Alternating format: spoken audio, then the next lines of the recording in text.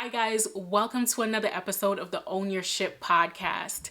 I am so happy to be here. I'm so happy that you are here. I know it has been some time and I'm sure you guys have been wondering, okay, what happened? Where's Mel? She kind of just like fell off. What's going on? Well, as a lot of you guys already know, last year I had a baby. So adjusting to baby and life and everything else, it was just a lot. And then on top of that, I started my internship to become a marriage and family therapist. So yes, guys, I'm actively seeing clients in the state of Virginia. So my plate has been full. There's been a lot happening, and as we start this new year, I wanted to get back on track with the things that I had started last year, and the Own Your Ship podcast actually was a baby of mine. So I'm back to taking care of the baby. I'm back to getting to the root of relationship issues with you guys. And I'm just so looking forward to what this journey has in store for all of us. So this week, pretty much like any other week, we're talking about relationship stuff, y'all. So I got my notes with me this week. So you see me on my iPad, I'm just looking at my notes. We're going to be talking about relationship tips that are actually terrible advice. So in my experience, having worked with clients now in a therapy space, in a therapist capacity, I've seen so much and I've heard so much about what the type of advice that people have been getting either from family, from friends, or from social media. And it amazes me that some of this stuff people are still doing. So this episode is not at all and in any way, shape, or form to bash or put you down if you've made any of these mistakes, because I certainly have. And I'll definitely be telling you the ones where I messed up at. Now, stick around until the end because I definitely have a special surprise that I want to share with you guys. And, well, you got to stay to the end. Okay. Now, if you are watching this on YouTube, please, I'm asking you to subscribe. And if you're listening to this on Apple Podcast or any of your favorite platforms, don't forget to rate, review, help a sister out. Thank you so much. I really do appreciate it that you're taking the time out to even get this far into the episode. So thank you so much for your support. I do appreciate it. So let's dive in. Some relationship tips that are actually terrible advice. The first one, love is enough. Now, I heard this even growing up as a kid. Like, it doesn't matter what he does. It doesn't matter what she does. As long as y'all love each other. It doesn't matter. As long as there is love, everything else will work itself out. I'm telling y'all straight up, love don't pay the bills. Love does not pay the bills. Love does not make sure the lights stay on. Love does not make sure the kids get fed and the kids go to school and the kids have clothes on their back and you got clothes on your back. Like, let's just be realistic for a second. Love is just not enough. Love is great. It's important. It's an essential part of the relationship, but it's not everything. It's not enough. That's point one. Point number two, compromise. So compromise in and of itself is not the problem. What the problem is the understanding of what people think compromise is. So people think that compromise means that you give up everything that you want to make your partner happy. That's so incorrect. That's the furthest from the truth.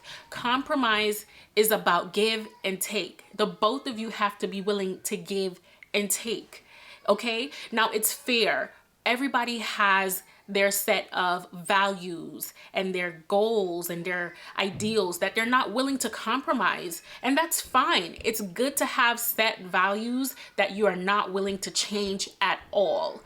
However, we have to be honest with ourselves. There are some things that we can live with and there's some things that we definitely can live without. And when it comes to your partner, communicating what's important to you is essential. And compromising on those points where it's like, okay, I can live without having all the subscriptions, to HBO, to Hulu, to Netflix. I don't have to have all of them. I can just have two. That's compromise. Deciding whether or not the relationship can work based on whether or not, let's say, you want to have a child. That's a huge deal. We can't expect people to want to give up something as big as wanting to have a child because you don't want to have a kid. So where your values are concerned, this is something that I think we need to hang on to for sure. But compromise is definitely essential for your relationship to work. So don't cast it out altogether, but in the same breath, ensure that you're being fair with your partner and that you are being heard as well. All right. So then the third point, arguing is bad. Now this one for me, I used to think this was Bible. Like I thought this was the truth. I believe that if you had to argue in a relationship, that means the relationship wasn't going good and that it was a sign that maybe you weren't supposed to be together. I think a part of the reason why I thought that way was maybe because of what I saw growing up. I used to see my parents argue all the time, and in my head it was kind of like, well, this marriage don't seem that great. It don't seem happy. So maybe you're not supposed to argue, because if you argue, then the marriage is going to be like this. But then as time went on and as I've grown and learned, I realized that it's not so much that arguing is the problem. It's so much more about how you argue and how you disagree. You can disagree with your partner and not hit them below the belt, which again is something I used to do. If you guys were watching or listening to the previous episodes from last season, you know, when I just met my husband, I was crazy, girl. I used to do some stuff, used to hit him below the belt, and I'm just still surprised at this day that he still want to be with me. So arguing and hitting below the belt is definitely a no-no. That is something that's gonna always cause an issue in the relationship. It's okay for you guys to agree to disagree. You don't have to be on the same page with every single thing. Not because his favorite color is blue mean you gotta like blue too.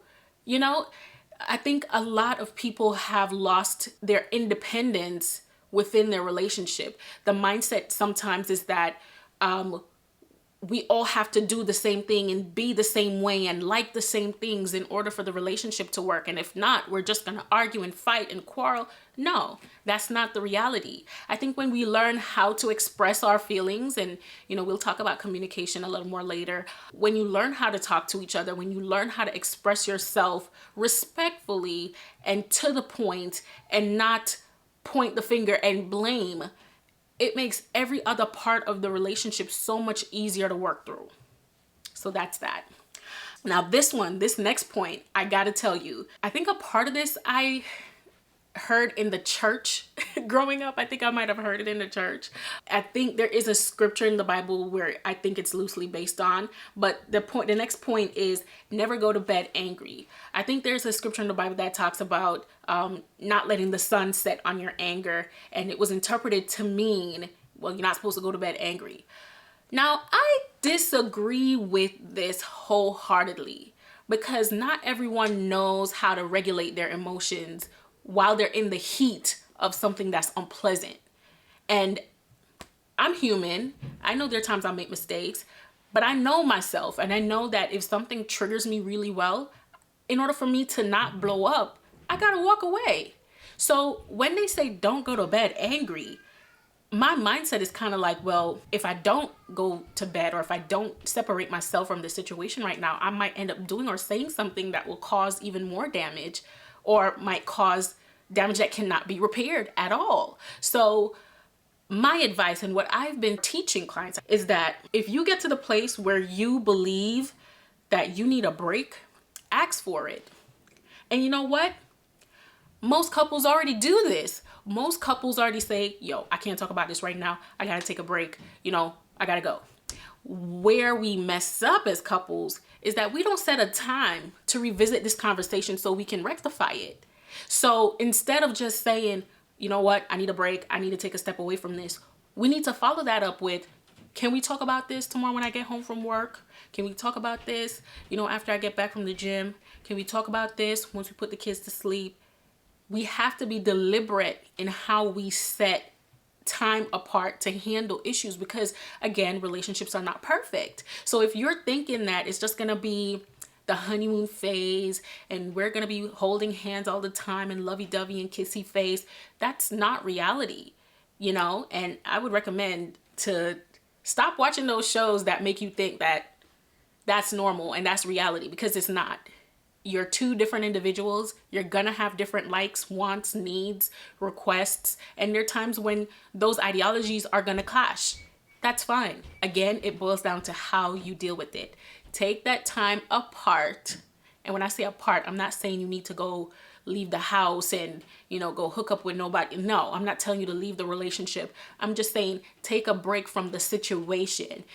Take 2 seconds, pull yourself away, gather your thoughts, come back. Hey, babe, you know what? I'm not in the best place to really have this discussion right now. Is it possible for us to discuss this when I get home from work tomorrow, or when I get home from the gym later, or when we get the kids to bed?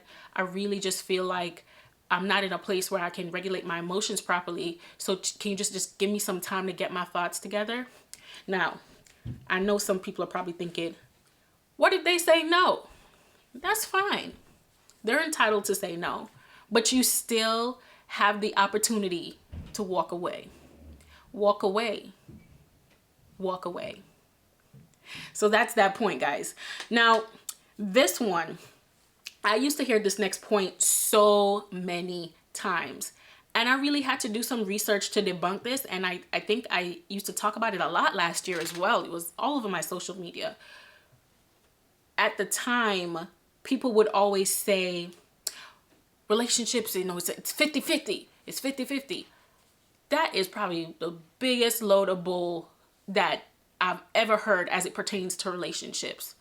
How do you expect to give somebody 50% and expect to get 100% in return?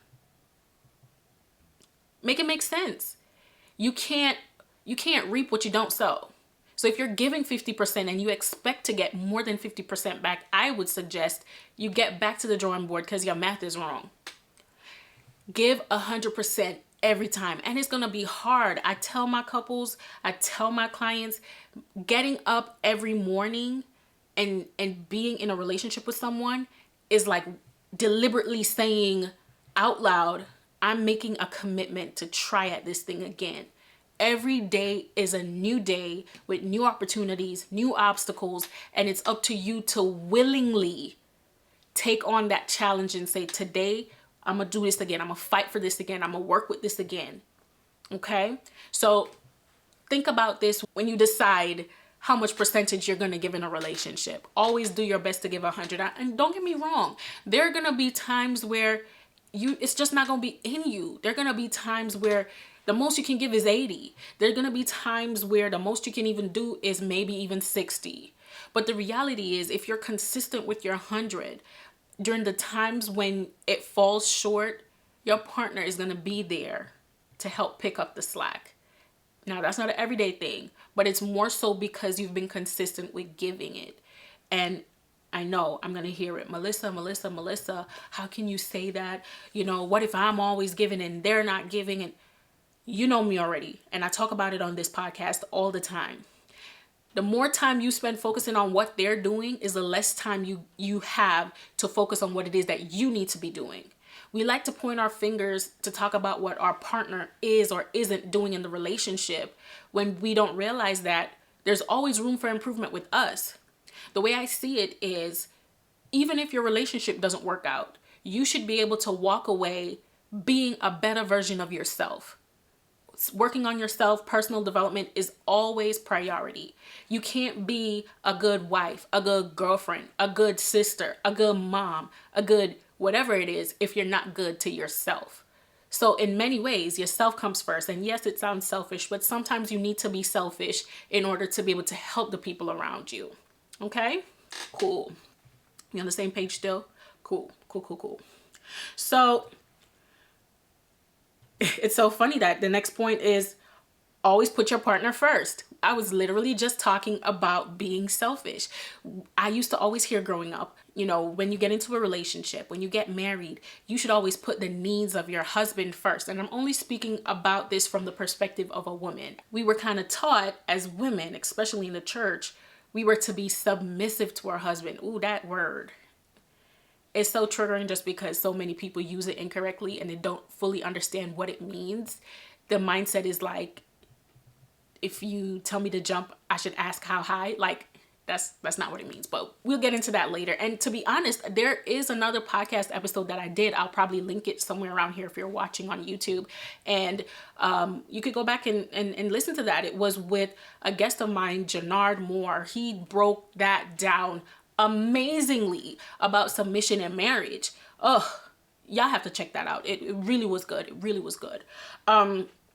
So yeah, at this point, always put your partner first. We were always told as women, we're supposed to, be there for our husband. Whatever he needs, his needs come first. And we've seen it, where, even back in the day where women would give up on careers and give up on dreams and goals so they could be there to support their husband.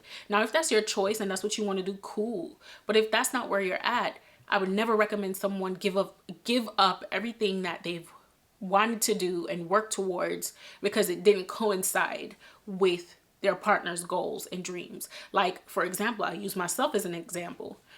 Again, you guys know I'm working towards becoming a licensed therapist.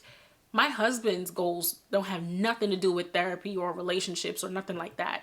Based on the ideology that I was taught, I wouldn't be doing anything I'm doing now because my goal would be to fall in line to my husband's goals and his dreams and his admirations in order to make him happy. So, as I said in the last point, sometimes we have to put ourselves first. Think about the things that we need, the things that make us happy, and not neglect our responsibilities as a wife or a significant other, but more so find balance.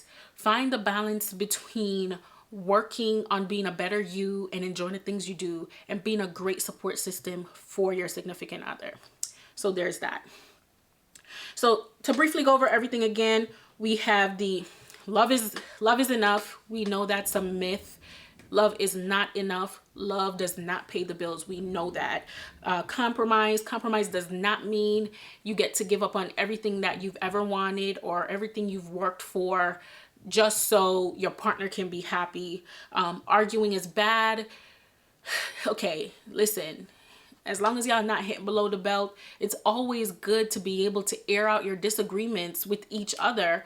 Never go to bed angry. Look, sometimes stuff happens and sometimes you need to take that break. Sometimes you need to call time out and you set a new date and a time to correct whatever had happened. The best relationships are 50-50. Absolutely not. We're not doing that. And please don't take that into this year. We're shutting all of that down. It's all about 100%. And if you can't give 100% during the times where things are rough, the goal is that your partner will be there to help you pick that slack up until things can even out again. We're not talking about people who are in relationships with others who don't really care for them or they don't mean them well. We're talking about people who are in seriously committed relationships who deeply care about each other and want to make this work. Serious relationships here, because I can already see the comments. Y'all know start, please, please. And finally, always put your partner first. Yes, your partner is important and they're a priority in your life, but you take precedence over everything because if you're not good to yourself, who's going to be good to you? You have to take the time to take care of yourself so you can be a better version of who you already are. Personal development is always on the table. I tell my couples and my clients all the time, if you're not good to yourself, then who's going to be good to you? Okay, so take that responsibility as we start this new year. If therapy has been on your bucket list, go ahead, find a therapist. If you are in the Virginia area, in the state of Virginia, and you're interested in starting your therapy journey, you can reach out to me. I'll put the links in the description. You can go ahead, check that out if you want to get on my calendar. That's fine. If you don't live in the state of Virginia, there are many resources out there that can help you find a therapist in your area.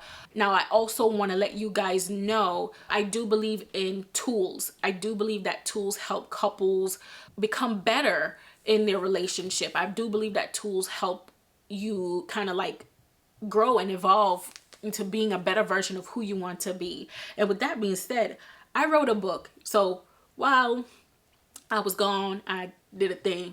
I wrote this ebook and I want to share it with you. The book is called Love under construction, when resetting your marriage is your only option. And I'm gonna have that link down here in the description for you as well, because again, I honestly believe that relationships, they require work. The people who say that, oh, marriage is easy, oh, relationships are easy, kudos to them, but that's not what it is for everybody. Sometimes people need a little tune-up. So in this book, it features the 8 C's in relationships that are essential to building a strong foundation in the relationship. So we're going to talk about communication. We're going to talk about compromise. We're going to talk about coins. We're going to talk about your character. We're going to talk about commitment. And the list goes on. We're going to be talking about all these foundational tools that are essential to building or rebuilding the solid foundation in your relationship. I want you to go ahead and grab a copy of this ebook. This is a surprisingly lengthy ebook, but inside you have tools, you have exercises, you have journal prompts, you have things that are going to require you to do some soul searching, things that are going to require you to open up and evolve as a person, as a wife, as a girlfriend, as a partner, as a boyfriend, as a husband. It is for everybody. And I would encourage you, if you're in a relationship, to get this ebook and you and your partner start this journey to rebuilding your relationship. It's a new year. Valentine's Day is around the corner. We want to see happiness. We want to see flourishing relationships. And with that being said, I want you to go and check this out. Let me know what you think. Send me a DM on Instagram or even on Twitter. Send me a message, something. Let me know how this book has helped you work through specific areas of your life. So if communication was an issue and it was able to benefit you, go ahead, grab the book, work through the prompts, and let me know how that has worked for you. So again, for people who missed it the first time, the name of the book is Love Under Construction, when resetting your relationship foundation is your only option. All right. So guys, with that being said, we're going to wrap this episode up. It's a little longer than usual, but you know, I've been gone for a while, so I had to fill y'all in with what was going on. But I want to let y'all know that episodes are coming back weekly, and I would really love to hear from you guys. So if there's anything you want to hear me talk about, if there's anything you want me to share from my perspective, or even have a guest on, let me know. Until we meet again next week, thank you guys for tuning in. I look forward to seeing you guys or hearing from you guys. Take care.